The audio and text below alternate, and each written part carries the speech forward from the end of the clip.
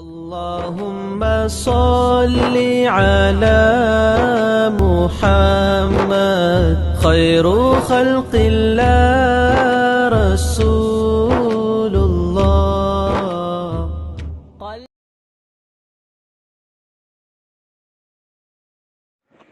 السلام عليكم ورحمة الله وبركاته.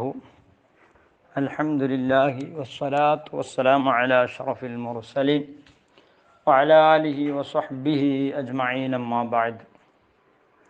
പ്രിയപ്പെട്ട മോമിനീങ്ങളെ, ചില മഹാന്മാർ ഞങ്ങളോട് പഠിപ്പിച്ചു,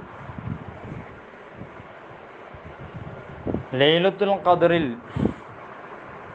ഭൂമിയിലേക്ക് ഇറങ്ങി വരുന്ന മലക്കുകൾ, റഹ്മത്തിൻ്റെ മലക്കുകൾ, അവർ പ്രവേശിക്കാത്ത ചില സ്ഥലങ്ങളുണ്ട്, ചില ഭവനങ്ങളുണ്ട്.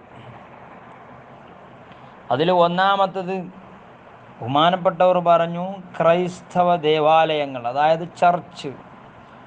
അവിടത്തേക്ക് ആ മലക്കുകൾ കടക്കൂല.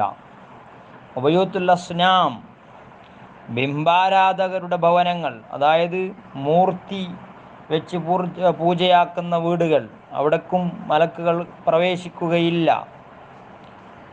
നായകളുള്ള ഭവനങ്ങൾ, നായുള്ള വീടുകളിലേക്ക് മലക്കുകൾ പ്രവേശിക്കൂല.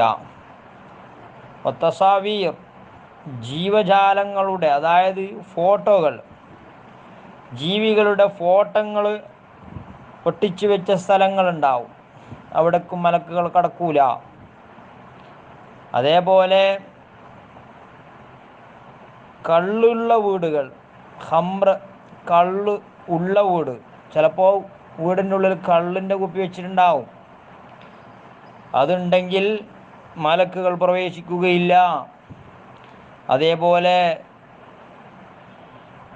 കുടിക്കുന്ന ആൾ, കള്ളു കുടിക്കുന്നവൻ താമസിക്കുന്ന വീട്, അവിടത്തേക്കും മലക്കുകൾ കടക്കുകയില്ല.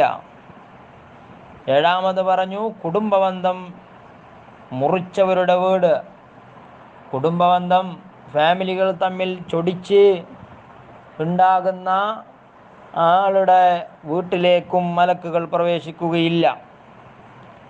എട്ടാമതായി പറഞ്ഞു, വലിയ അശുദ്ധികാരൻ താമസിക്കുന്ന വീട്, അതായത് ജനാപത്തുകാരനായി കുളിക്കാൻ പിന്തിപ്പിക്കുന്ന, നിസ്കാരത്തിൻ്റെ സമയമായിട്ട് പോലും കുളിക്കാൻ മടി കാണിക്കുന്ന ജനാപത്തുകാരനായ ആളുകളുടെ, അതായത് കുളി നിർബന്ധമായ ആളുകളുടെ വീടിൽ മലക്കുകൾ പ്രവേശിക്കുകയില്ല. അതേപോലെ പന്നിമാംസം തിന്നവർ. പിന്നീട് വരുന്നു, ശരീരത്തിൽ മറ്റുള്ള രൂപം പ്രാപിച്ചവർ, അതായത് കുങ്കുമങ്ങളെല്ലാം ഇട്ടിട്ട് മറ്റ് പൈൻ്റെല്ലാം തേച്ചിട്ട് വേറൊരു രൂപം പ്രാപിക്കുന്ന ആളുകളുണ്ടാവും. അങ്ങനെയുള്ള ആളുകളുടെ വീട്ടിലേക്കും ലൈലത്തുൽ ഖദറിൽ ഇറങ്ങി വരുന്നതായ മഹത്തരമായ റഹ്മത്തിൻ്റെ മലക്കുകൾ പ്രവേശിക്കുകയില്ല എന്ന് മഹാന്മാർ ഞങ്ങളോട് പഠിപ്പിച്ചിട്ടുണ്ട്. അതുകൊണ്ട് ലൈലത്തുൽ ഖദർ പ്രതീക്ഷിക്കപ്പെടുന്ന രാവുകളിലാണ് നമ്മളെല്ലാവരും കടന്നു പോകുന്നത്. അതുകൊണ്ട് ധാരാളമായി ഇങ്ങനെയുള്ള വിഷയങ്ങളെല്ലാം ശ്രദ്ധിച്ച് ജീവിക്കുക. അള്ളാഹു ഞങ്ങൾക്ക് തൗഫീഖ് നൽകുമാറാകട്ടെ.